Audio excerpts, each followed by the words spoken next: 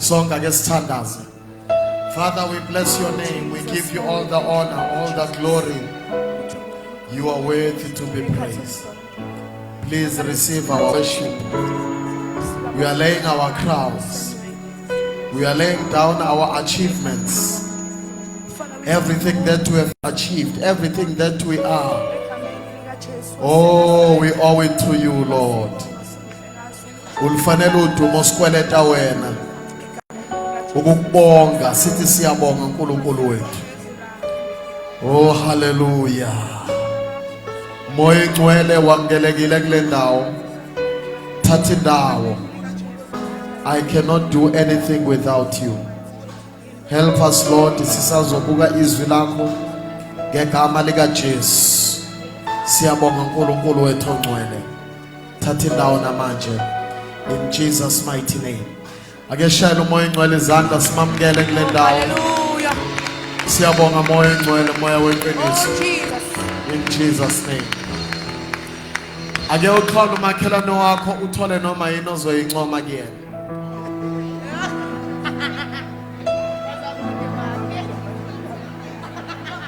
Thank you, Jesus.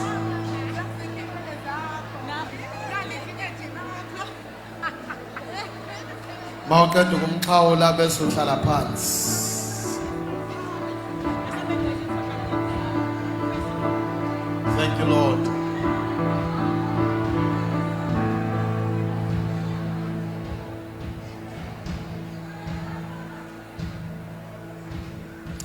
Asithathe lethuba bazane sibingelele ubaba noma Dr. Nkwanyane noma Mkwanyane, ngicela sibashayele izandla kakhulu bazalwane. Ngiyacela ukubingelela bonke abafundisi abakhona la ekhaya ebandleni laseMlazi Christian Center. Amen. Ngokwegaba zenu ngicela unganibali ngoba khona engizobashiya. Ngicela sibashayele izandla abafundisi. Amen. Praise the Lord. Siyabonga kakhulu. Mama Dumisa siyambonga kakhulu uNkulunkulu isession yakho. I'm a church planter by the way. So into engiyificile namhlanje ingijabulise kakhulu. Ngicela simshayele izandla bazalwane. Amen. And also ngiyafisa ukubonga leli thuba ukuthi ngimenywe la eMlazi ubaba uMthembu nomama neteam yakhe egameni lika Jesu. Ngicela sibashayele izandla kakhulu. Thank you so much. Ngiyabonga. Baningi abafundisi abashumayela abangidlulayo enibaziyo ebeningabamema, but kuyangithobisa nje ukuthi nimeme mina, nimeme uPastor Wise waseNanda. Amen. Kuyangithobisa ngempela lokho bazalwane. Angihambi ngedwa namhlanje again, ngihamba nomfundisi uXolani Ntshangase, niyamazi umzala wami wala ekhaya. Ngihamba no baba uMzamo Mbhele, he's a student pastor, ulead abantu abasha lapha ebandleni lakithi, ibandla lezenzo kaMashuka C. Ngithe asihambeni nje siyofunda ukuthi abanye abantwana baNkulunkulu benza njani. Ngicela ume ngeenyawo baba uMbhele bakubone egameni lika Jesu. Amen. Ngokuzalwa owakhona la eMlazi kaM, inkosi ke yasimbeka ngale. Amen. So ngihamba naye, angihambi ke futhi ngedwa. Mangishaya uvalo kuthiwa mangibona wena ngishaya uvalo. Yeah. Amen. Nkosikazi wami ka 11 years lo. Amen. Yabo once kwathi 11 everything file ibe double. Yabo. Double. Yabo. Wangivuma ngena lutho. Ngangingena lutho.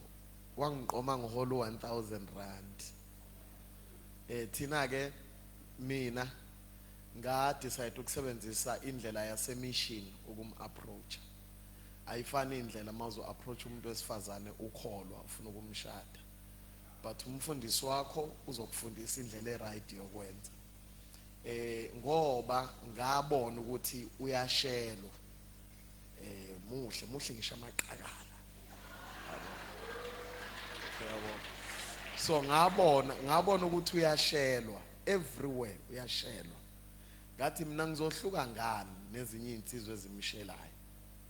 Ngathandaza uba sengibonela ukuthi uyena sengineshow. Indlela eright yokumbona umuntu uthi uyena ukumfunda ungakamtsheli ukuthi uyamthanda. Yila uzomthola kahle impela ukuthi ngoba umuntu uma kwamtshela ukuthi uyamthanda uzokuvezela lolu hlangothi ofuna ukulubona. Ingakho nje fanele ube nesikhathi sokuyikholelwa nje.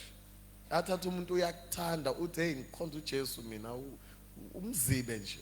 Uma esheshe ehamba bekungesiyena. Angazi ngifike kanjani la ngiyadlula nje. Mayethe esheshe ehamba nje uthi uyangibambezela ufuna ukushada manje umehlo phakathi kwenkanuko nothando. Uthando can wait. Inkanuko ithi manje. Yabo. Yeah. Khona ngikhuluma naye njalo. Ngiqala izolo awufuni ukuphenduka. Ngiyakubuka ugolozile nje. Khuluma nawe. Yabo. So ngayibuza ukuthi ngizohluka ngani kwabanye abafana abamshelayo. Ngathi angisebenzise le ndlela ehloniphekile ngiqale ngiyoyiceba kumfundisi. Mfundisi kunentombazane ekhonza la enkonzweni. Ngiyabona ukuthi ngingakhi ikhaya nalo. Hayi ukuthi ngisafuna ukuyifunda. Cha. Senginayo imali, sengiready, sengisuka ngiyahlala loba masikholwa sisuke sihlale. Masikholwa nje senze njani bazalwane? Qhubeka kulokhu uthi usafunda ubambu. Uzokwazi ithakazele engafani, ngiyakutshela. Masikholwa nje sisuka sihlale. Ayindaba yokuthi usafunda, usafuna ukubona wonke amasayidi. Akekho umuntu ongafunda omunye umuntu amazi. Umuntu wahlula uNkulunkulu wathi uNkulunkulu ngiyayisola ukuthi umuntu ngimenzeleni. Wanicabanga ukuthi uzomfunda umuntu mazi khohlwa. Themba uNkulunkulu nje uthi inkosi ngithembe wena. Yabona into umuntu ayiyona ungakamtshela uyamthanda iyona ngempela ke. Ungacabanga ukuthi uzomshintsha uthi uzoyikhandela wena khohlwa. Ngeke. Ngiyakhuluma njalo. Ngifakisa ude ehlaza namhlanje ngifakele wena. Amen. Angiyazifika njalo. Mhlambile likhofa ngiliphuza lapha angazi bafakene kulona. Amen. Amen. So ngaya kumfundisi ke ngasho ngathi usisu uNozipho wakasithola. Ngiyamthanda. Ufisa ukumenza unkosikazi wami. Umfundisi wami kumfundisi umhlongo uyamazi baba uNkwanyana. Uyamazi umfundisi wami eMzinyathi. Benomuzi futhi eLuganda uyamazi. Wathi kulungile ngizoorganizela uyikhulumele. Lento yinhle ngokuthi ayikho into eyenziwa ngasese. Yonke into isobala. Yinhle ngalokho nje. Into eyenziwa ngasese umuntu angakhetha aqoba aqede nyaka kufaka efrijini. Uxake kuthiwa basefrijini isikhonza nje. Kanti uhetho usibanibani la ngoba baqala into yabo bayiqeda yonke ngathi baze baqobana niyangizi ngithini. Baqobana baze bafakana efrijini. Umunye waphuma esula umlomo omunye wasala esele efrijini. Usele uyagodola akazi uzothini. Akazi uzoqala thini kuba ngoba yonke into bayiqala ngale bodwa. Niyangizi ngithini. Wathi umfundisi wami ngizoorganizela ke. Ngeke ngikhohle kwaku2014 around February kanje. Phuma kwi-fasting kaJanuary. Mina fasting yango January 2014 yayishube kakhulu ngoba bathi bekhulekela ukuya uNkulunkulu. Mina ngangazi kahle ukuthi content ngizobuya nayo. Wo serious kabi lo mkhule wangu lo waJanuary. Kuba bonke oJanuary lo yaya hayi wonzima kakhulu loyo. Wonzima kakhulu.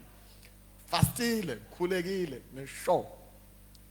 Umfundisi wami ke wamtshela wathi hayi after service Nozipho ngicela uye emishini uyopheka ndodakazi kunensizwa efisa ukukubona. Wamtshela futhi mfowethu Khumalo uzofika ayikhulumele ngazi ufuna ukuthini uzoyibonela wena uthini. Mina ngibhizi ngishumayela ngala iVerelen. Wafona umfundisi wathi baba sheshisa nayi intombazane iyapheka la shesha ngoba uma uinvite emission uma kuthiwa wozofika emission uzoclean wenze wabo musukubhayiza ngeke wazi ukuthi kusuke kwenziwani kuthiwa wozoclean emission wena hayi ngibhizi ngisokwenza inzipho mama kanti awazi ukuthi bayi kuyasetshenzwa la si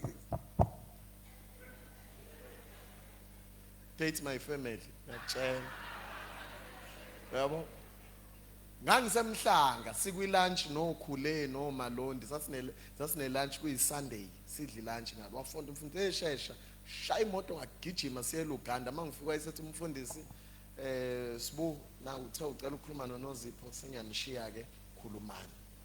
Ngayishelela ngingafihli. Ngamshela ngathi ngifisa ukushada nawe. Ngikubona ukuthi ungaba unkosikazi wami. Ngiyakuthanda. Ngangike ngamphupha ke ebusuku. Lalelani. Ngilalela. Ukumphupha kwami kwangesikona ukuthi ngitshele yena akahlangene nokuphupha kwami. Ngoba eyini iphutha lenzayo nezinsizwa ukuthi ufuzo umthetho ubonisiwe. Bekuyi confirmation yakho leyo. Hayi ufika utshele ukuthi ncikazi phakathi kwamabili ngilele. Kwavuleka izulu. Hayi no. There's no need for that. Ukuthi umphuphile it's for you. Wazi ukuthi ngamphupha sesashada ngathi while I was praying ngifuna ukuthola ukuthi uyena ngempela yini. Ngamphupha ebusuku efika kimi ngibhizi kukhonto engixakile ngizama ukuyenza ngingazi ngizoyenza kanjani. Wafika wathi kimi ngiyayazi lento ukuthi soyenza kanjani asiyenzeni kanje.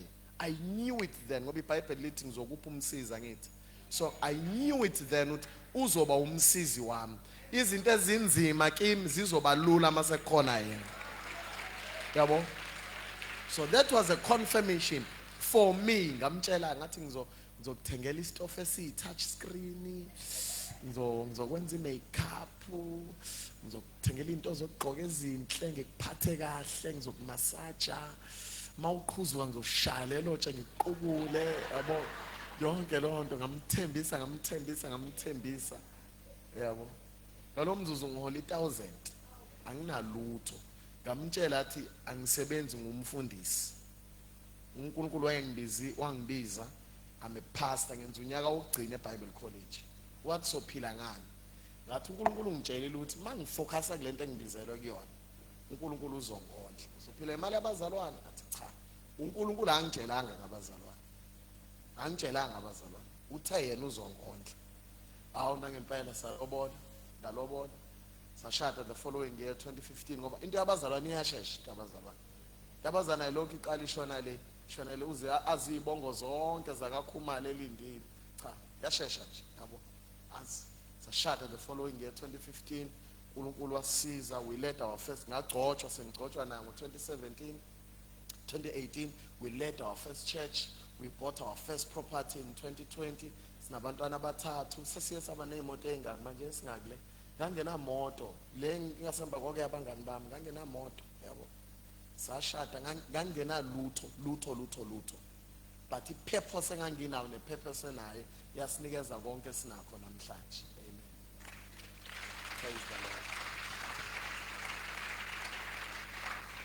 Now sengiclose le file ngoba imedia team ya recorda laphana.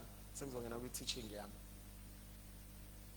If you are planning to have a life partner, before umbuzo ukuthi unani, mbuze ukuthi uyapi.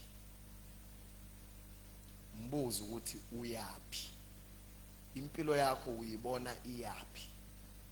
In next 5 years wenzani? Ushada umuntu ngokuthi uyapi, hayi ngokuthi unani. Ngoba izinto zenyama, izinto eziphathekayo ziyaphela.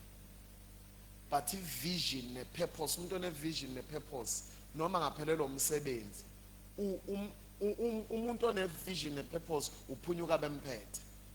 Ungaphela konke uma umbuya kwenye indawo uphinda achume futhi. We have been through a lot nalo yasisi, but sabambelela kwi-purpose, so uphunyuka bemphethe, amavalo evuliwe. So uma sibona sine-bond, izinto esezidlule kuzona zisenza sithandane kakhulu. Make it your goal ukushada nomuntu eniya kwi direction eyodwa naye. Ngikhuluma kubantu abasha, nikhona abantu abasha. Musana ukubheka phansi, ngikhuluma nani, thanini amen. Nina abantu abasha angazi indaba nibe namahloni masikhuluma lezi zinto bavele. Ngiyazi njengoba nihleli la, abanye benu bahacabanga kazi ngizoshada nobango siyami. Siyathomoya nje la, uyathoma uthi uNkulunkulu wami. Ukazi uhleli kephi wazi wathomnye TikTok kazi ukhamise kephi emnyeni wami yonke lo. I'm helping you ngiyakusiza. ngiyazi ukuthi uyayibuza uyacabanga. So ngithi-ke mina same direction. Uyena umuntu ongashada naye lo. Same what bazalwane? Yeah, Nkosi ibusise bese ngikushilo isihlambulule masingakhulumanga kahle ngegama lika Jesu. Amen. Praise the Lord. Namhlanje ke ake ngibe umfundisi koshumayela manje. Namhlanje sokhuluma about building your spiritual life. Last night we said building your life. Today we are saying building your spiritual life. Tan makhelwane zakhe kwekamoya. We are reading from the Gospel of John chapter number 11. Sizofunda from verse number 38 to verse number 34. That is our opening scripture. There are some spiritual truths that I think we can grasp from this story. It's the story of the resurrection of Lazarus. We all know it. But especially this last part from verse number 38. Uma sisitholile sithi amen. Umfundisi ozoshumela kwisession elandelayo. Please ningalovi bazalwane. He is my brother. He is a powerful dynamic preacher. Ngiyacela ni-invite nabanye. Amen. Thoa nami bengayi somewhere bengisazoqhubeka ngihlale ngimlalele. Amen. Verse number 38 sesikhona sonke. Ngakho uJesu ebubula futhi phakathi kwakhe wafika ethuneni lingumhume kwakukhona itshe phezukwalo. Wathi uJesu susani ini? Okay, sifunde endaweni eyodwa sonke bazalwane. Wathi uJesu enzani njani? uMatha udadewabo ofileyo wathi kuye Nkosi useyanuka izinsuku sezizine. Verse 40. Jesu wathi kuye angishongo yini ukuthi uma ukholwa uza kubona inkazimulo kaNkulunkulu na? Balisusa ke itshe. Kepha uJesu waphakamisa amehlo wathi Baba ngiyakubonga ngokuba ungizwile. Verse 42. Bengazi mina ukuthi ungizwa njalo kodwa ngenxa yalesixuku esingiphahleleyo ngishilo lokho ukuze bakholwe ukuthi nguwena ongithumileyo. 43. Esakhuluma lokho wamemeza ngezwi elikhulu wathi Lazarus phuma. Lazarus phuma. Verse number 44. Waphuma ofileyo eboshiwe izinyawo nezandla ngezindwangu. Ubuso bakhe buboshiwe bumboziwe ngeduku. uJesu wathi kubo mthukululeni nimyeke ahambe. Liphilile Nkosi khanyisa ingqondo zethu ngalo ngoJesu Kristu Inkosi yethu. Amen. Now impilo noma istory sokuvuka kaLazarus siyistory esihle mawukhuluma ngomuntu ephenduka ebuya ezonweni. Ngoba uthe uPaul uniphilisile nani enanifile ngokweyiphambeko zenu. Into efanele sibuke okokuqala la ukuthi uJesu ukhuluma nabaphilayo uthi susani itshe. Susani ini bazalwane? Okusho ukuthi ibandla fanele li-operate la khona kungabi khona into eyisithiyo sokuphenduka kwabantu. Kungabi khona into eyisithiyo obstacle that can hinder into eyitshe engavimba ukuthi kube khona abantu abaphendukayo. Singavimbi ukuphenduka kwabantu. Singakuvimba kanjani ukuphenduka kwabantu? Ngokuphila impilo efana neyabo bazothi sophenduka kanjani nabo besaphila kanje. Singabavimba kanjani sibangaphenduka ngokuthi sibahlulele bengakaphenduki sibalindele ukuthi bafane nathi. Umuntu mayengakakholwa kunendlela aphila ngayo engeke ifane nawe wena osukholwa. Amen. Kusasa ngesonto kuzobe khona igaba ezu3 zabantu la enkonzweni. Okokuqala kuzobe kukhona uQuqaba. Shona emva kwami ubani? uQuqaba bafaka iphandla abakhonza amadlozi abanukugoloko abadla usinene. Yawazi usinene la kamlazi ka. Abadla usinene kodwa bathanda indlela okuculwa ngayo la eChristian Center.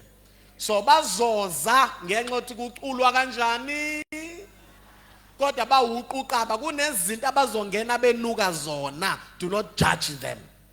Bese kuba khona ibandla ibani bazalwane ibandla sebephendukile kodwa basakhule enkosini. Kunezinto abasagxamalazile banamabhandishi asezonweni noma sebephumile ethuneni. Labo bantu labo yilabo fanele basetshenzwe kuqaqwa izinto zethuna sebephakathi enkonzweni. Ngoba baba khona kodwa basanuka ithuna baphume kulona. Baba khona kodwa basanuka basaneyindwangu zethuna baphume kulo. Abathe sebenathi baphinde bafuna ungibula amatshe bathi sebenathi bethi kodwa phela uyedwa futhi useshilo wathi uzoze ekhaya. Usephumile kodwa indwangu zethuna ayikaqaqwa kuyena. Usanenhliziyo embi ukhathazwa ukuthi asimphathisanga uhlelo kule conference. Le conference ayimphethe kahle ngoba akafakwanga ohlelweni. Uphumile ethuneni kodwa indwangu zasethuneni akaqaqwa zona. So uhlobo lesibili ke labantu lolo. Bese kuba khona abafundi. Uhlobo labafundi yila khona abantu abaphethe athe uJesu lindani nigcwaliswe ngamandla kaMoya eNgcwele. So kulwele kusuka uQuqaba athana ngilona uQuqaba. Futhi angilona nebandla congregation noma singathini inhlangano yabazalwane. Thana ngiyona nje inhlangano yabazalwane. Ngumfundi kaJesu. Ashelele uJesu izandla kakhulu. Manje ke masikhuluma about building your spiritual life, sizofocusa la khona esethe uJesu semvusile wathi mqaqeni indwangu zethuna. Ngoba njengoba ukholwa fanele ukukhule njengoba ukholwa. Ungabi ikholwa elimindawonye elingakhuli. Iba ikholwa that is progressive in your spiritual life.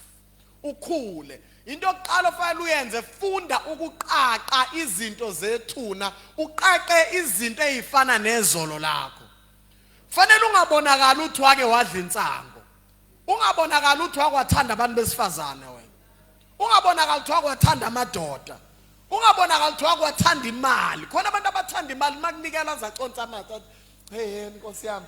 Hey maye ngayitholi yibo la abashashe ba complain bethi kunikelwa njalo la esontweni ngoba uyayithanda umthetho wakhe uqanga ukuthi ayizi kuyena. So mase usindisiwe ziqaqe zonke lezi zinto ezazikubambile ungakakholwa.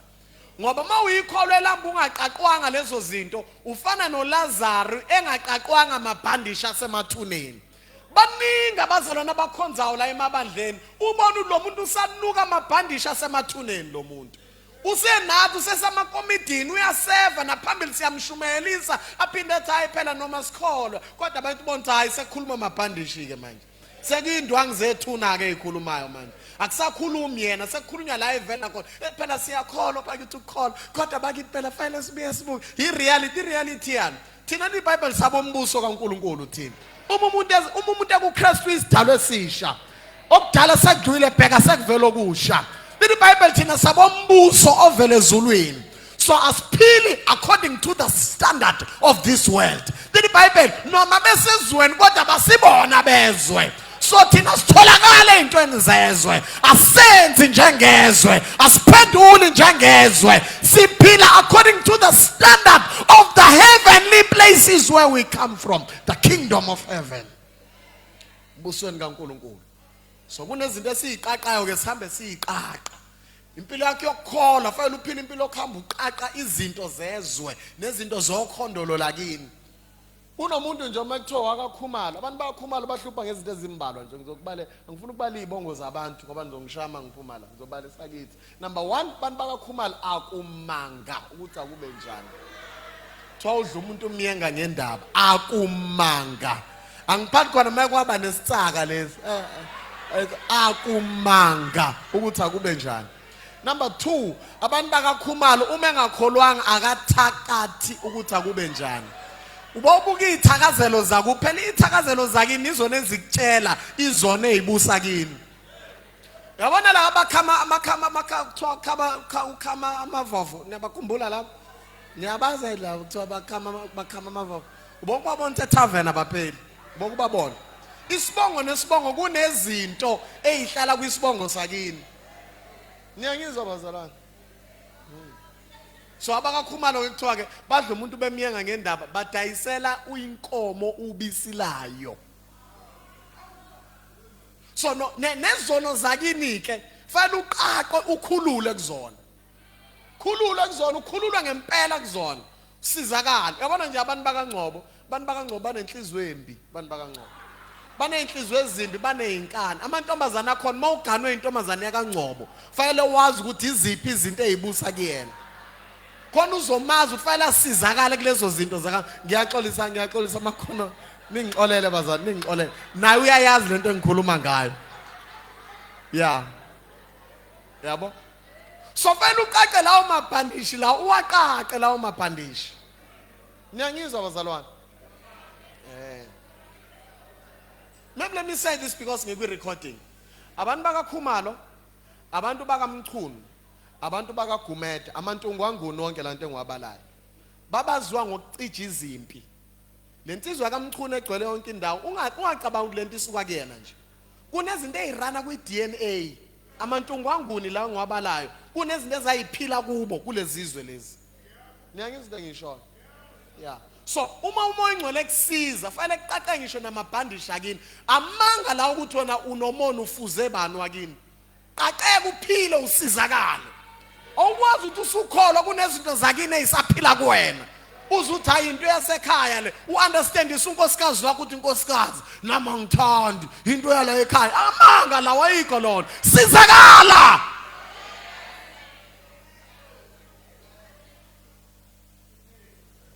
Ngiyangisiza abantu abasha ngoba abanye benu angazi yazi Dr. Nkwanyana kunemishado ezayo kuleli bandla ngiyanitshela khona imishado ningimeme futhi kunemishado ezayo kuleli bandla yabo mawuthi benishadisa I'm telling you kune grace yemishado ezayo iza fast ngendlela eyisimangaliso.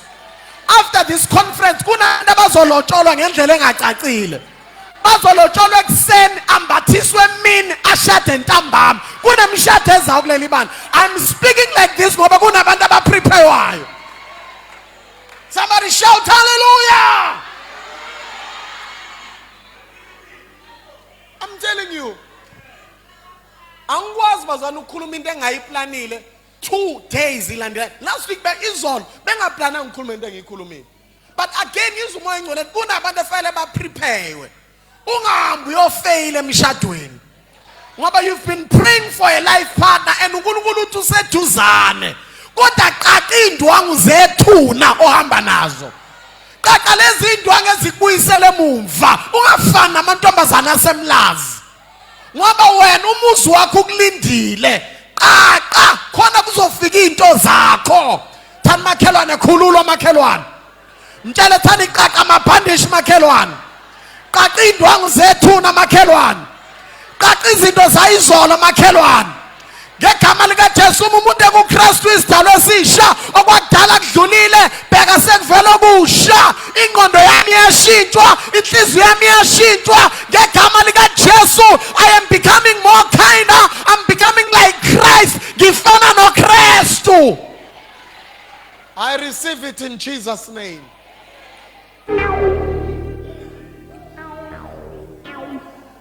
Okay, thanks. Hello, 15 minutes. Now,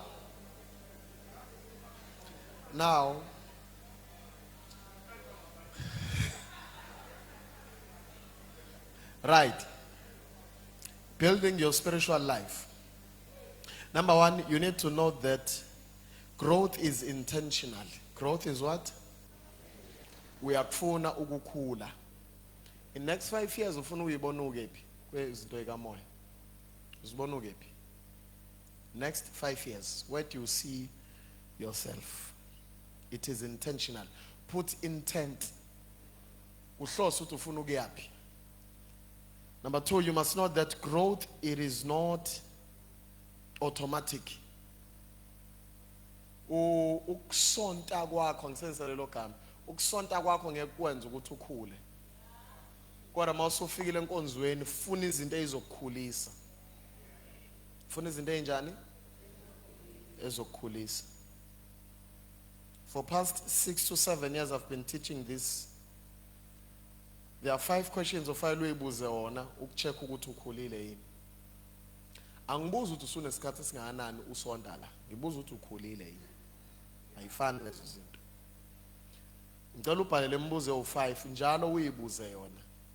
Yona ezokutshela ukuthi are you growing or you are not growing.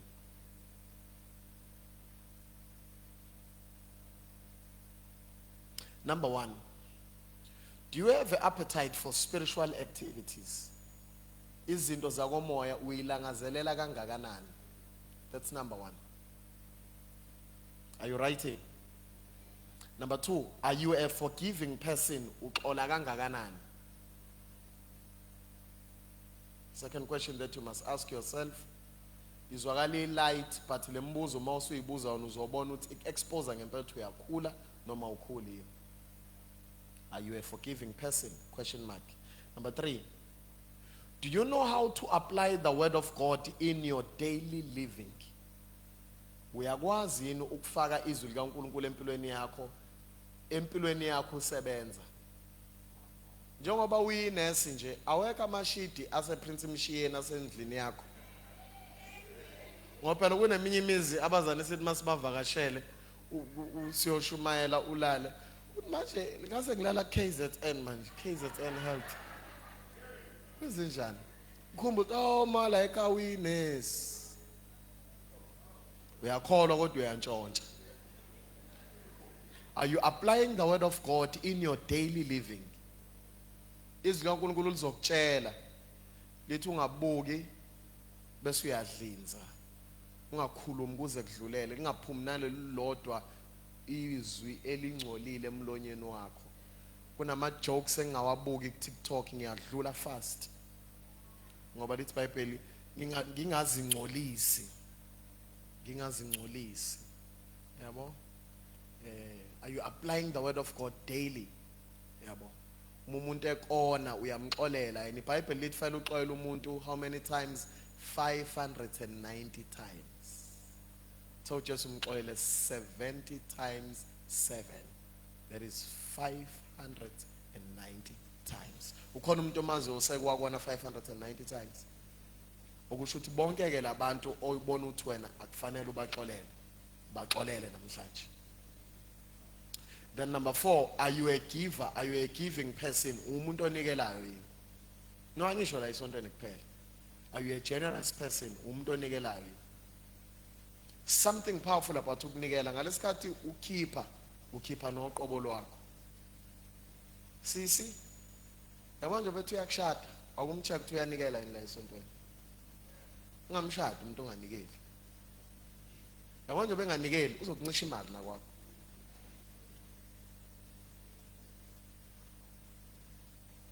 Akuvamisile kuba khona indoda enikela enkonzweni ingamuphi unkosikazi imali. Because into esuka kuyena leyo. Are you a giver? Same thing brother, ungamthatha usisi onganikeli. Ungaboshelwe ejokeni linye nomuntu ozoletha isiqalekiso kuwena. Yabo. So check yourself. Are you a giver? Then lastly, in a month, how many Sunday services do you attend? Njoba inyanga inama Sundays awu4 uattenda kangaka enkonzweni. Zicheke ukuthi uyakhula noma kwenzakalani. Now, I've prepared 7 pillars that can help you grow spiritually. Are you ready for this? Okay. Khona nikuthola abazalwane? There are 7 pillars. Ngifisa uwabhale phansi ngoba ngizoqala ku number 3 ngigcine ku number 7. There are 7 pillars of spiritual growth, and this is a systematic way that you can use to grow spiritually. If you want to grow spiritually, please use these pillars engizowa suggest. They have nothing to do with the denomination that you may come from or whatever background ophuma kuyona. If you apply these spiritual pillars, they will help you. Number 1, it's prayer. Yuzwabiza njengokula in a chronological order, njengokulandelana kwawo. Number 1, it's prayer. You know about prayer. Ubaba uhleze fundisa ngomthandazo. Number 2, it's the word of God. Say word. Number 2. Number 3, it's confession. Confession. Confession. For now, just say confession. Number 4, fasting. Number 4, it's fasting. Say fasting. Yekela ukuthi mawulisho ucabanga into esefrijini. Lisho. Say fasting. Number 5, fellowship. Fellowship. Thank you. Fellowship. Number 6, tithes and offering. Number 7, the Holy Spirit. The Holy Spirit. Now, number 1, it's the prayer. Number 2, it's the word. Niyawazi bazalwana ngithi. But I want to make emphasis from number 3 kuze kuyo number 7 bese ngiyavala kulo 10 minutes ongisalele. What is confession? Confession ihlweni igaba eziwu-3. Number 1, you confess Christ. Wenze njani? Uvuma uKristu. Uvuma bani? Number 2, uvuma izwi. Uvumani? Number 3, uvuma izono zakho. Uvumani? Uma uzokhula kwekamoya, ukungazivumi izono zakho, ufana nomuntu oneva onyaweni. Mayihamba ihlala lokhu ivuka lenhlungu. Kanti udinga ukuhlala phansi, bakhiphe iva, bakulaphe bese ugijima kalula. Bonke abantu abakholwa bevuma uJesu bavume izwi bengayivumi izono zabo. Ubokubanaka baqashule ekholweni. Uma sithi siphakamisa izandla, yibo laba abaqalazayo ibandla linyuka liya kuNkulunkulu. Uma kuthiwa kuzila ukudla, bahlulo ukubeka isipuni nje ngoba kunezinto abasayifihlile abahamba nazo. Uma uzokhula spiritual, uthi Paul, sizilahlile izinto zehlazo. Ungahambi usafihle izinto zehlazo mawufuna ukukhula kwekamoya. Umzalwane ohamba engayivumi izono nezinto zikaSathana ayifihlile ufana nomuntu ogwazwe ngomkhonto. Wasuyayekwa umkhonto wangakhishwa. Ashayitho moya nathi nomkhonto ongakhishiwe. Simshumayelise nomkhonto ongakhishiwe. Omunye azashade nomkhonto ongakhishiwe.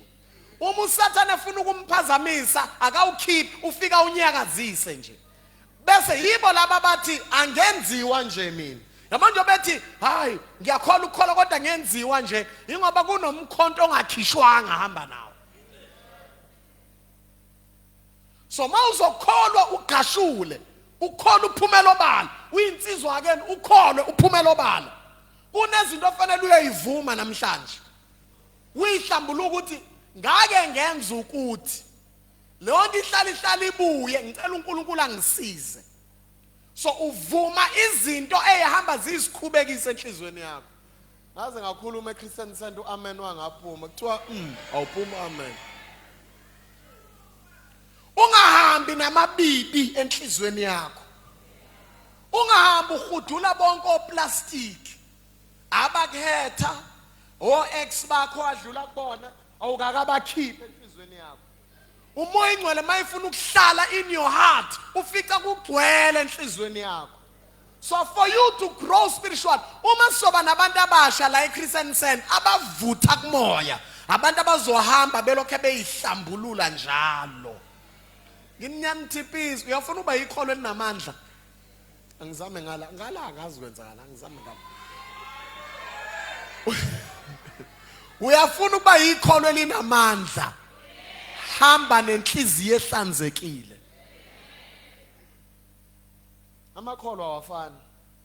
Khona ikholwa eliyisiziba edam. Bese wakhona ikholwa eliyiriver umfula.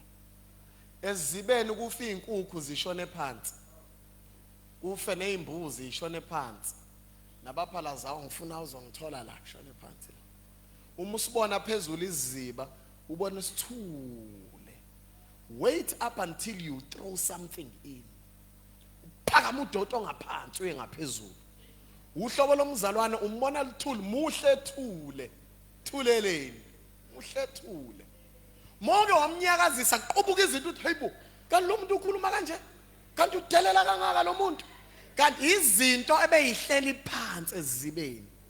But ngiyalithanda lolu hlobo lomfula mayitha uJesu esiswini sakhe kuyogobhoza umfula amanzi. Emfuleni into efela phezulu ihamba nomfula iyowasha iyoshona ezantsi. Umfula umzana omfula akuhlali lutho kuyena. Uyayihlambulula iyagezwa iyahamba leyo nto. Lithi iBhayibheli asukani kodwa lungashoni ini ilanga. Uma udinwe lingashoni ilanga, umzalwane othi momkhubila izolo ngakusasa usedlulile. Usephakamisa izandla kanye nabangcwele. Hlanza inhliziyo yakho. Thanda makhelwane hlanza inhliziyo yakho. Iziphi izinto esizivumayo ngisaqhubeka. Number 1, sivuma into ebeyisindo enhlizweni yakho. Into ebeyisindo enhlizweni yakho iyangahlala kahle, ungahlali nayo ikhiphe. Number 2, sivuma into ebukeke ngathi iyisono, uthi yazi angiphuzanga khona kodwa bengihleli nabo. Angiphuzanga kodwa bengihleli nabo. Ngiyezwa ukuthi nginamahloni enginawo. Ngicela umoya engcwele angihlambulule kulento. Inkinga yakho, umoya engcwele uthe khuluma kuwe, uqhubeke ubekezele. Sinamakhola abekezelelwa ukuhlatsha umoya engcwele, ethi umoya engcwele shiya lento. Athi umoya engcwele ihlambulule lento. Wena uqhubeka uhambe naye. Ayisuze uthi ngoba isona nje isona, ayisona isono yebo, kodwa ibukeka sengathi. Number 3, sihlambuluka into eyisono. Isono ke fanele usigade ngoba isono sinjengeselesele. Iselesele liqhaye libe yiqanda ezibeni noma kwiqhaphozi. Uyazi ukuthi iselesele alizalelwa emfuleni. Ngiyishumela ngelinye ilanga le angiyeke kodwa. Ngoba umfulu uyawasha. Iselesele malizozala kuba seqhaphozini entweni emile. Iba ke iqhaphozi. Ziba isithule. Iqale kube yiqanda bese kuba ushobishobi bese kuba yiselesele. Nesono masokhula empilweni yakho siqale sibe yiqanda. La khona usuku meditate ngaso.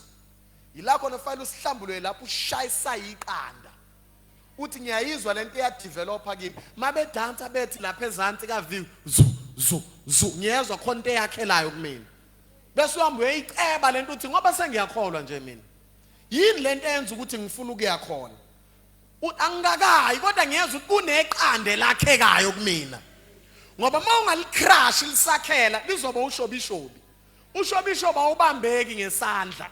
Mawuthi uyawubamba kuzoba this strong last efuna ukukuyisa khona.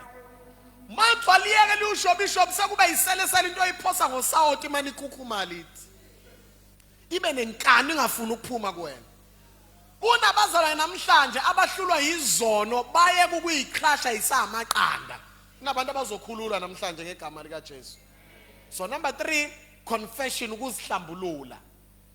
Now fanele ukuthola umuntu ozokhuluma naye okhulile enkosini. Ukhona la ibandleni. Nikhona abazalwane? Mthembu ungivale mawukuthi lento engisho yanifuni. Uamena nguthola la endlini. As a young person, as umuntu omusha, you cannot survive kungekho umuntu okululekayo ekholweni. Insizwa idinga enye indoda ekhulile ezoba umbonisi wakho. Lo muntu simbiza ukuthi umkhokheli. Liyeke ukuthi igama lisound engathi into yasesontweni. But I'm telling you umuntu ozokusiza lo. It can be your home cell leader, it can be your departmental leader.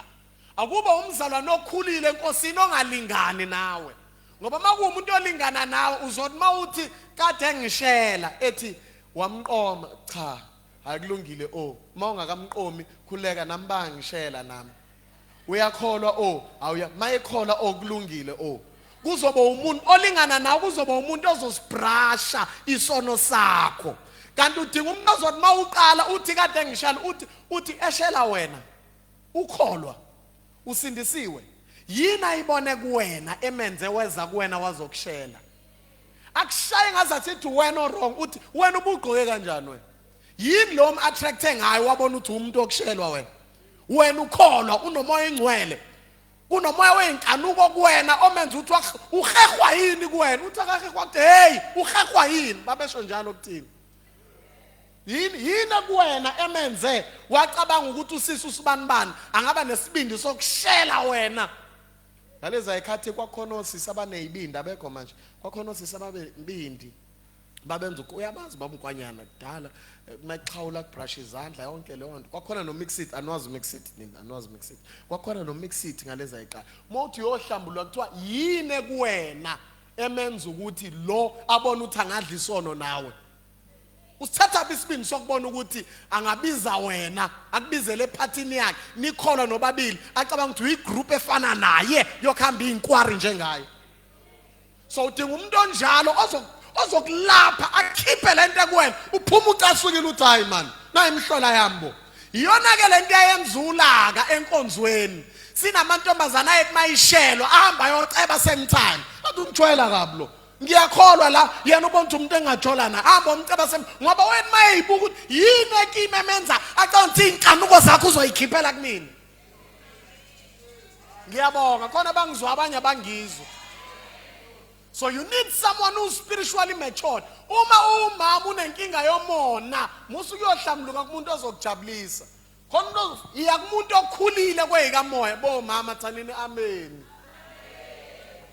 Ningalokho niduduzana hamba uyohlambuluka ukuthi nginomona ngize ngifise ngisho osofa bakamakhelwane ngoba lo nto yakho yokuhamba nezinto enhlizweni ngeke ukukhule kweyikamoya uyigwaza ngemjunju lithi iBhayibheli mawuthanda izinto ufika uyigwaza ngemjunju ufisa izinto ngesizwane zakho mawuyoyihlambulula akubuze uhome cell leader wakho wesifazana athi njengoba ufuna osofa babantu uthi ufuna nendoda yakhe phela hayi cha lutho mina phela ethi uthengelwe indoda yakhe ukhohlakela ukholwa ikhiphe nje into ikhiphe kwena ikhiphe sukela manje nje ikhiphe inkinga abazalwane sandelwa abazana abanabukelisa yonke into sanabukelisa ukukhohlakala enkonzweni saba nabazana ababandayo sinabazana abangavuthi kweyikamoya ngoba kunabukela abantu bahudula yonke into lahla phansi imthwalo ukuze ukhulu uqashule lahla imthwalo.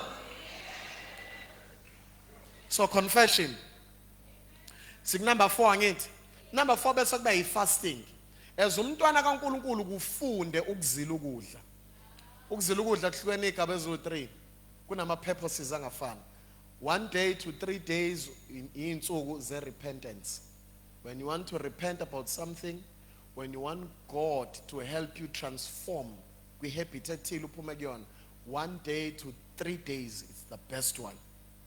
When you have a family issue something personal ofuna ukubreaka ama yokes in your personal life 7 days it's the best 7 days.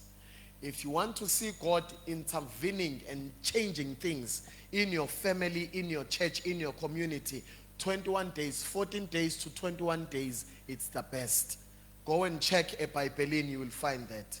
And when you want to discover your calling, between 30 to 40 days, most of them figure up to 40 days. Now, how do you do this? If fasting injengebhanoyi injengani bazalwane ibhanoyi malizondeza phezulu liqala phansi uqala from ukufasta kusukela ekseni ubreake ngo12 ubreake ngo6 ubeka ispoon phansi ngoba mawuhlulwa ukunqoba isisu sakho usinqoba kanjani isona ubumuntu oqala ofile umcontrol isisu sakho kunezinto zakomoya kuneyimendlela niyazi imendlela inemendlela ngesingisi mentals yes mentals ngesingisi kuneyimendlela zakomoya oyithola ngokuzila ukudla yabona mawusubona khona into emphambi kwakho uzama ukugqashula uphuma kuyona thatha u2 days to 3 days I'm telling you you will see a change in your life whether ubreaka ngo6 ntambama noma ulala nayo igama lokuthi ufastile lezo insuku whether ulala nayo noma njalo ngo12 I'm telling you uzoqashula kweyikamoya uma ufuna ukukhula kweyikamoya zifundisa ukubeka ispoon ngeke ukhule udla 365 days mawubeka phansi ispoon ngiyakutshela khona amandla ozokhuphuka nawo yabona ukhozi uma lifuna ukudla inyoka alidleli phansi kodwa ukhozi liyayicaphuna inyoka bese liphakama nayo liye ezweni lakomoya umntwana kaNkulunkulu mayize ngoba izinto musukwehla ulwe nazo esigabeni sazo zithatha ukhuphule nazo kweyikamoya ngalesikhathi uphakama yonke into ebinamandla phansi iphelelwa amandla phezulu ngoba wena usuku usunamandla khuphuka kweyikamoya fastele ifamily yakho fastele breakthrough yefamily yakho fast uyikhulekele umfundisi wakho will teach you how to fast the right way. Then number 5 is fellowship yini bazalwane konke nifundayo kodwa number 5 it's fellowship kuyingozi ukuba yikholo elingahlanganyeli nabazalwane Uma ufuna ukukhula kwezikamoya hlanganyela nabazalwane. Have fellowship ngoba uLazarus akaziqaqanga yena amabhandishi. uLazarus waqaqwa ababe naye. So ngalesikhathi ufellowshipa ebandleni lakho uhamba ama-home cell, uhamba inkonzo zomama, uhamba inkonzo zabantu abasha umuntu omusha, yila khona wakhiwa khona. Uma kushunyelwa kanje yila wakhiwa khona kwi-fellowship ekuhlanganyeleni nabazalwane. Yila khona wakhiwa khona kube khona into eyisuswayo. Yabona njengoba ngimile nje, mawubuka mina njengoba ungibona angakhiwanga umuntu oyedwa. Ngakhiwa abafundisi abangafani befika bezoshumayela ebandleni engikhulele kulona. Hlala ke endlini ungakhonzi ngeke ukhule kwezikamoya. Wathi ngitshele lokho, njalo makukhonzo kunengelosi esuka ithunyelwe kuleyo service ukuletha impendulo zabazalwane nokuthatha imikhuleko yabazalwane. Njengoba sihlangene kune special angel ethunyelwe for this service. So ngeke ukwazi uthi bazoxoxela ukuthi kade kuthiwani. Bangaxoxela kodwa ngeke uyithole into abayitholile. Khona into abayithola wena ngeke uyithole ngoba ungekho.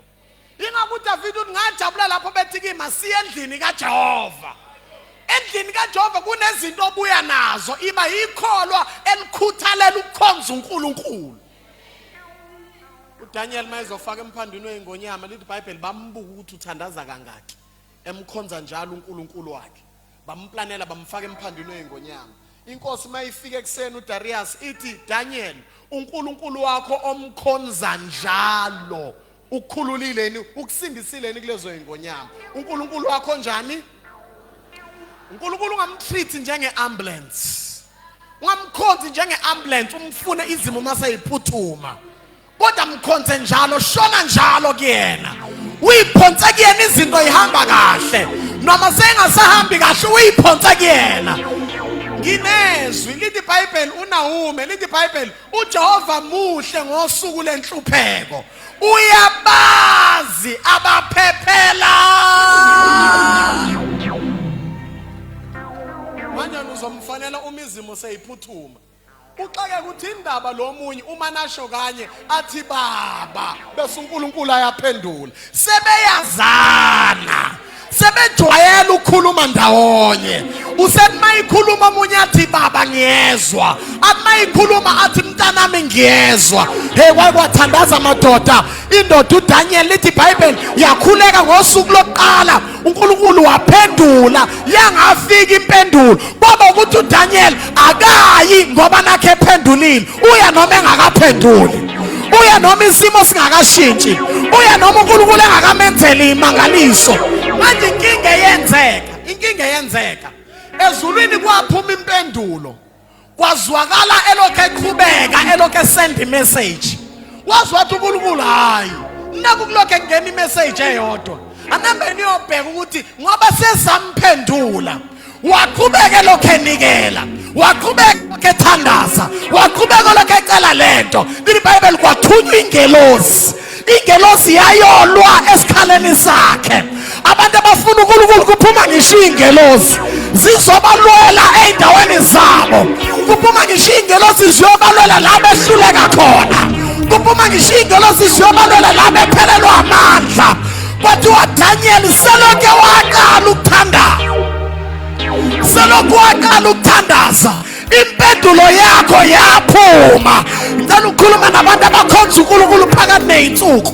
Abakhonza uNkulunkulu ilanga lishisa. Abakhonza uNkulunkulu izulu linetha. Abakhonza uNkulunkulu umzimba ungavumi. Ngithi impendulo yakho selokhe waqala. Selokhe waqala ukuthandaza. Impendulo yakho yaphuma ezulwini. And I have come to make a declaration ukuthi there is a change. Your answer is now. Your answer is here. And change you will see. Somebody shout hallelujah. Laba shakarabaya. Kurabaya hata.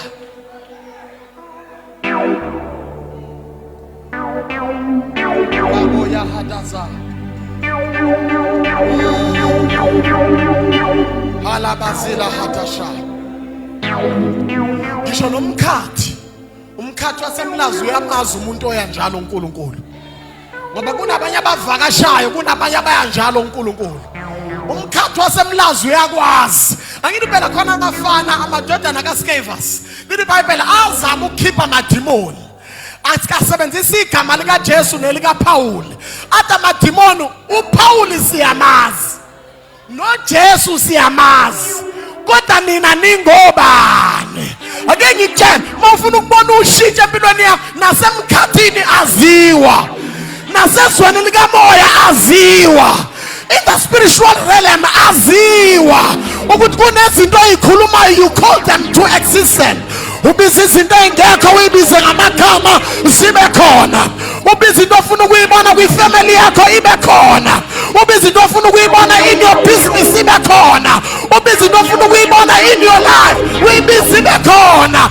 Lithi iBhayibheli amadimoni ayangithobela, izifo izongilalela, into eyikhuluma izokwenzeka. Ngoba uvakashi uyaziwa kwelikamoya. Labo shada. Ngifuna ukuvala manje. Ngifuna ukuvala. Can I continue for more 5 minutes? Can I continue? Building your spiritual life. Number 6, it's tithes and offering. Tithes and offering. Uma ufuna ukukhula kwekamoya, zifundisa ubomzana okhipha kweshumi nonikelayo. Okweshumi aqalanga ngoMose ethi abantwana bakaIsrayeli abakhipha kweshumi. Okweshumi kwaqala ensimini yase-Eden. Yini okweshumi?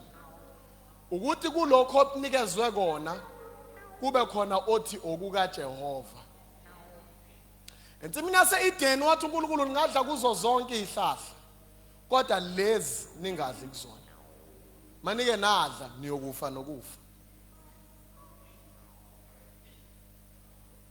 uJosefa elingonkosikazi kaPotifa, lalela ukuthi wathini. Wathi uJosefa, ubaba wala ekhaya ungenze ngaba imanager phezu kwazo zonke ezinye izinto, kodwa akanginikezanga wena. I-tithing ukwazi ukuthi unikezweni okweyakho yini okwekaNkulunkulu. What is amazing about tithing ukuthi idla wena. The more uyenza kuncipha uqobo lwakho kwanda uNkulunkulu. That is why uNkulunkulu kumalakhe ethi ningiqolile ningigebengile, phendukani kumina ngokweshumi nangemnikelo. Ngoba the fastest way yokubona i-character yomuntu iyashintsha ukumbona ekhipha into okungeyakhe ethi sekwe kaNkulunkulu. So uNkulunkulu uyamtest ukuthi the character is really changing now. So if you want to grow spiritual, practice tithes and offering. uNkulunkulu ekhuluma noCornelia, uthi Cornelia, iminikelo yakho nemthandazo yakho imile yaba isikhumbuzo phambi kwami. Yakukhulumela Cornelia ungasakhulumi, yakuthandazela Cornelia ungasathandazi. Uma khona into othi noma usulele iqhubeke ikhulumele, imthandazo nemnikelo yakho. Uma khona into othi noma usuphelelwe amandla, yona iqhubeke ithi ngikumelile. Oh my God, I'm going to say something dangerous. Kunabantu okufanele ngabe sebaphele ezonweni, kodwa bathema bewa imnikelo abayenze besaphila impilo engcwele, nemthandazo abayenze bephila impilo engcwele, yabakhulumela baze balandwa. Kuneyingane la okufanele ngabe sekuphelile ngabo, kodwa abazali babo banikela, bathandaza, banikela, bathandaza. Uma sethi uthathana uyaqeda iminikelo yabazali nemthandazo yabazali ima phambi kwaNkulunkulu, ibe isikhumbuzo ithi baba lo muntu wayinikela wakha indlu yakho, lo muntu wanikela ekhipha kokugcina, lo muntu wanikela edika nakho, lo muntu wathandaza 21 days abantwana bakhe ngaba nabo. My God. Say tithes and offering. Try this. Izam. Another thing amazing about tithes and offering, ukuthi mawuyenza into ngesibhamu lesokuthiwa sesniper. Ayifani ibhamu. Khona eza ku short range and long range. Isniper ukwazi ukudubula umuntu ekude up to 2 kilometers or whatever. Ekude ukwazi ukumdubula ukude. Imnikelo ikwazi ukuhamba ifike kwizizukulwane nongeke ufike kusona. I will prove it for you. Lithi iBhayibheli uAbraham ekhipha kweshumi wakhipha kanye noLevi okhalweni lakhe. uAbraham akamzalanga uLevi, wazala uIsaka. uIsaka wazala uJakobe. uJakobe wazala uLevi. So into eyenziwa uAbraham ehlangana noMelchizedek ekhipha kweshumi nemnikelo yakhe yahamba yathinta izizukulwane sesithathu. I'm telling you, into yenza namhlanje ihamba ikuthinta izizukulwane yakusona. Into imkhuleko yenzayo namhlanje, imnikelo yenzayo namhlanje. Awazi ukuthi obani obanikelela abasokhalweni lakho. Khalweni lakho. Khalweni lakho. So izingane zezingane zami ngeke ihlupheke. Even ngisho nabafundisi engibazalayo umphele ngeke baze bahlupheke. Ngeke baqala umsebenzi kanzima ngishumayela etendeni lipheshulwa umoya, ngeke baze bayenze lonto. If ba madodana ami ngempela ngeke bahlupheke njengami. Othi ngiyibeka nje khona uzoyizwa. Amadodana kababunkwanyana ku illegal ukuthi ahlupheke. Khona ama investment enziwa ubabunkwanyana. It is wrong ukuthi uzalo uyena uhlupheke. Ngoba into ayenza izikhumbuzo phambi kwaNkulunkulu. Imnikelo oqala ibandla ekhipha okukhona, ekhipha okwakhe ekufaka emsebenzini kaNkulunkulu, ekhipha ephaketheni efaka emsebenzini kaNkulunkulu. Lokho ayekwenza kumile phambi kwaNkulunkulu. Mawuhlakaniphileke ungama uthi it is illegal for me ukuthi ngihlupheke ngoba ngizalwa indoda yesibusiso. Akwenza wengakwenzeli yena yedwa. It is illegal for me and my family ukuthi ngiphile kuhluphekeni. Hayi ngiyanqaba. Awuzazi ithembiso zakho ngiyakubona. Uyibonela nje wena ubaba oyiSmayilelayo. Ubona ubaba oyiSmayilelayo. You do not know a grace that he is carrying. You don't know a grace that he is carrying. If you understand that ubuzwe idemanda, uthi ngisho lo i-tithing ne-offering enye indlela yokudemanda i-blessing ezoshintsha impilo yakho. Uzule ngithe demand. Khona into eyicelwayo, khona izinto othi mawusuzenzile kube impossible ukuthi singaphumi isibusiso. Kuthiwa hamba ozingela eSawu ubuye upheke. uRebecca uthi kukude lapha Jacob. Ngena la, jika la, celeni jika la. Fast, jika la. Thatha nansimvu uqobe khona la. I-trick ukuthi asuthe, mayeke wasutha uzoyikhipha into abezoyinezo eSawu. Wathi hayi angikho heri nje wathatha isikhumbu sifaka isikhumba la. Wafika no Isaka waba wrong, waqala ngokudla wagcina ngokutest ukuthi lo lethayo ba. Lithi iBhayibheli wadla wasutha, wayesethi mntanami waza ngikuzwe ngikuthinta ukuthi wena yini. Kwakufanele amthinte eqala agcine ngokudla. Wathi sethola ukuthi izandla ezakhe kodwa iphimbo elomunye, inkinga usesuthi. Kunezinto oplace idemand, nanoma kuthiwa angisaqualify kodwa ngenxa yokuthi usesuthi. Nanoma kuthiwa besingasangifanele kodwa ngoba usesuthi wademand iblessing, wathi ngoba sengisuthi woza ngikubusise. Wasitshontsha uJakobe isibusise singamfanele. I'm giving you a secret ezoshintsha igama lakho. I'm giving you a secret ezoletha ispeed empilweni yakho. Thoba nginesikhathi bengizongithetha ziningi kanjani izinto ebezingangifanele. Kodwa ngafundiswa eli ukuthi umsamo wakini mfana wami, umsamo wakini abekho abalungelwa into. Na umsamo wangempela. uNkulunkulu ophilayo. umsamo oqiniswe ngegazi lika Jesu ongavuselelwa iminyaka ngeminyaka awuvuselelwa lo wangena kwabakanye endaweni engcwele asinayo umpristi ongazwelani nathi kodwa sinompristi ozolana nobuthakathaka bethu olingwe ngazo zonke izinto wangena ezulwini wabuye wanikela ngegazi lakhe. If you tap kulo mbuso wasezulwini, your life will never be the same again. Angivaleke kade ngilokho ngithi ngiyavala ngivala ngempela ke manje. Number 7, you must have the relationship with the Holy Spirit. Number 7, fanele ube nobudlelwane nomoya oyingcwele. Say the Holy Spirit.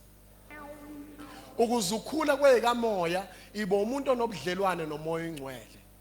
Ubani umoya oyingcwele? Umoya kaJesu. Shona emva kwami ubani? Umoya oyingcwele ubani bazalwane?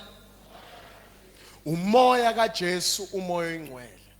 Uma ufuna ukwazi ukuthi uJesu wayenjani esasemhlabeni, cela umoya oyingcwele. Uma ufuna ukwazi ukuthi uJesu kunjani ukuhlala naye njengabafundi, cela umoya oyingcwele. Umoya oyingcwele, he gives you a meaning kuyona yonke into oyenzayo. Umoya oyingcwele mayifika kuwe, umsebenzi kaJesu, lalela, umsebenzi kaJesu ukukulungiselela ukuthi uye ezulwini.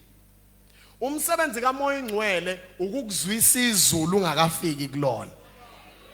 Uma ufuna ukwazi ukuthi izulu linjani ungakafiki kulona, cela umoya oyingcwele. Ingakho uthi uHebrew 5 uthi akunakwenzeka ukuthi asebeke bakhanyiswa banambitha izwe elizayo bezwe amandla ombuso esiyakuwona baphinde bahlubuke bawe. Akunakwenzeka baphinde bavuswe. Mina ngithi ke umuntu oseke wanambitha izinto zasezulwini akakwazi ukuwa. Uma ufuna into ezokusiza noma umuntu ozokusiza ukuthi noma usuthanda ukuwa kungaweki, cela yena wasezulwini. Uma sekhona umoya oyingcwele angeke ubuze ukuthi ngiyabonakala imithi nginayo, uzoyizwela ukuthi usekhona. Uma sefikile yena into engiyithanda ngaye ufika sebenza igaba ezintathu. Nikhona kodwa bazalwane? Isigaba sokuqala ufika sebenza eceleni kwakho ehlaba inhliziyo yakho ukuthi iphenduka. Uyena othe vuka uze enkonzweni. Uyena njengoba ngishumayela inhliziyo yakho izufudumala. Abanye sebefisa ukuhamba kodwa akuhambeki ngoba umoya oyingcwele ulokhethe ungahambi, hlala. Uyena osebenzayo useceleni kwakho. Isigaba sesibili ila khona engena ngaphakathi. Umbona phi wena? Ngimbona lapha kimi. Hlanza inhliziyo yami, ekhipha amabibi enhlizweni yakho, akhipha inzondo, akhipha ukungathetheleli, efaka ukuthethelela, ungene etiyetha yakomoya, akhakhe, akhipha izinto zakudala, afake inhliziyo kamoya, akhipha inhliziyo yetshe, afake inhliziyo kamoya, akhipha inkani, afake izinto zasezulwini, akwenza ube mnene, umoya oyingcwele kusebenza. Maba makholwa ngenawo umoya oyingcwele ngoba afuna ukutshela ukuthi igqokani kanje, afuna ukutshela ukuthi akhulunywa kanje. Amakholwa ngenawo umoya oyingcwele okhuzwayo, afuna ukukhuzwa njalo. Kancane kancane sekunomsindo ekitchen, kancane kancane sekunomsindo kule nkonzo yomama, kancane kancane abantu abasha mabehlangene sebeyakhuzwa, kodwa mayesekhona yena awudinga ukukhuzwa. Uyena okukhuzayo, uyena okutshela ukuthi ungabe usahamba kanje, ungabe usakhuluma kanje, ungabe usahlanganyela noba. Ngiyawathanda amakhosikazi mayikhulelwe. Uma unkosikazi mayikhulelwe uthi noma dedla ufish, uma sekhulelwe into engene ngaphakathi kuyena ithi angufuni ufish. Umuzwe ethi nginukela kambi, nginukela kama ngusifuna eduze kwami. Uyawuthanda yena kodwa into engaphakathi ayufuni. Ingakethu uPaul engikuthandayo angikwenzi, engakuthandi kona engikwenzayo, ngoba kusimina into engaphakathi kumina. Yilo phila ngaphakathi kumina ungizondisa izinto, ungithandisa. Wena wathanda yonke into, kwenzakalani ngawo? Siyathandaza manje, siyakhuleka manje. Relaba sothandaza namhlanje. Uzogcwaliswa ngamandla kamoya oyingcwele. Umoya oyingcwele uyena ozokukhuza kusukela manje. ngimthanda ngoba yena ngisho ebusuku lele mawuthandaza usho umthandazo wokulala amana afika umoya oyingcwele uzwakala uqala ukhuluma ngenye language ongayizwanga ukhuluma ngelanguage ongayazi ngoba enye into umoya oyingcwele ufike abe ummeli kuwena enkantolo ufike ukhulume uhlatshwe ngembuzo mawuhluleka athi ummeli objection bese ummeli ngicela nimyeke mina ozokukhulumela engizomkhulumela akhuluma ummeli sekhulumela wena ukhona akhulume ama-terminology ongawazi ayangizwa ngithini akhulume izinto wena ongazazi ummeli amajaji bayabuza ukuthi uthini nomoya oyingcwele kwesinye isikhathi uthi thula bese kukhuluma mina uzizwa uthi rakabashakada libahathakamaya awu understand wena kodwa la ukhuluma khona ummeli usethathe over ummeli uyena osekukhulumelayo ummeli uyena osesebenza kuwena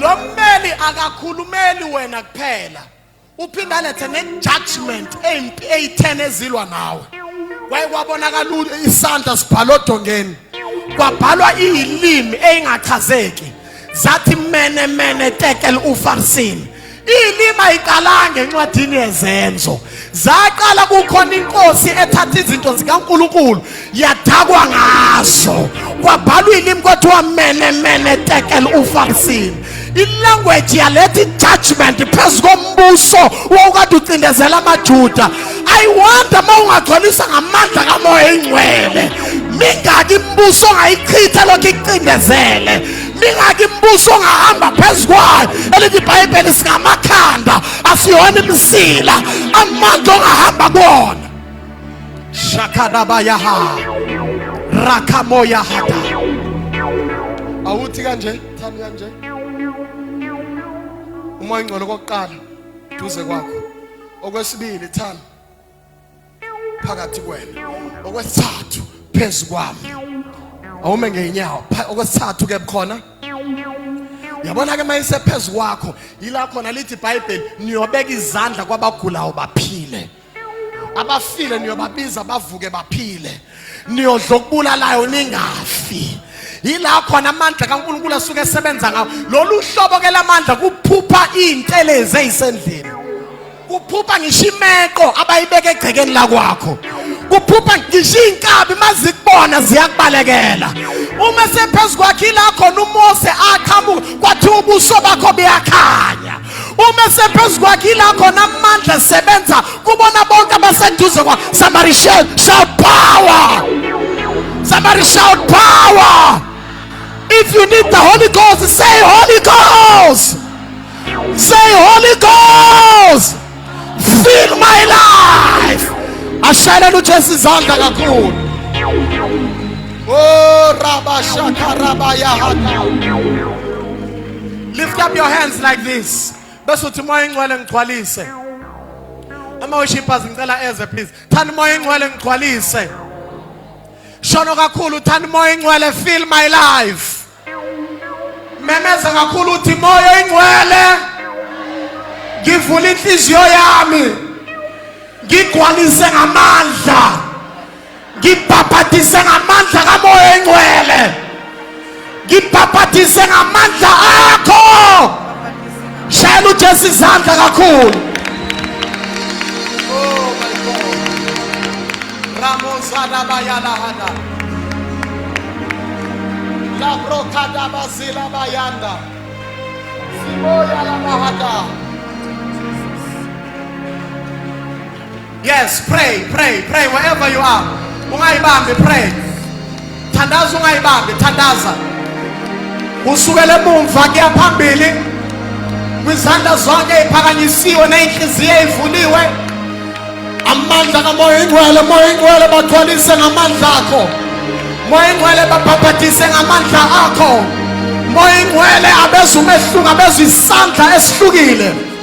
Abezu uqobo namandla egameni likaJesu rakabayakata rakatabayala hatakama shakatabayala hateka rakabayala hatekamaya the power of the Holy Spirit the power of the Holy Spirit the power of the Holy Spirit The power of the Holy Spirit. The power of the Holy Spirit. The power of the Holy Spirit. Akhona la idini lamandla. Amandla kaMoya Oyingcwele. Thank you, Jesus.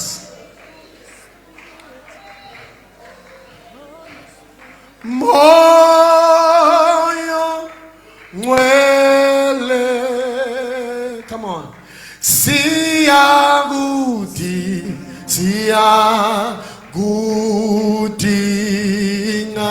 Umuzwa usho njalo, come running phambili. Moya Ngcwele. Moya Ngcwele. Siyagudinga.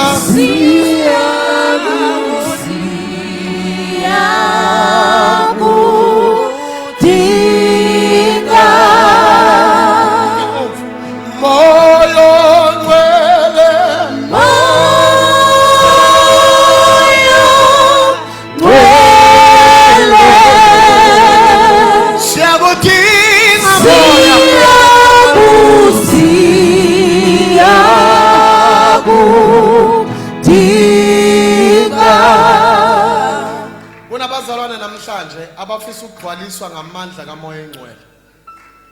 Ngicela usuke esihleni sakuze ngaphambili. Your life will never be the same again. Come. Ufisa ukugcwaliswa ngamandla kaMoya Oyingcwele. Ungamnaka umakhelwane wakho. Mawusufile phambili ufike uphakamisa izandla zakho and begin to pray. Ungabe usalifaka idrum, just give me strings, my brother, please. Let's minister together. Music, it is a language in the spiritual realm. Lift up your hands. Laba shakarabayanda. Kurabayala handa labaya.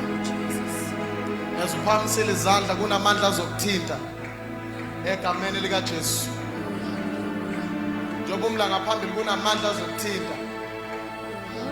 My God. My God. Abanye bazozwa kukhona ugesi kusuka ekhanda ke enyaweni zakhe. Uzozwa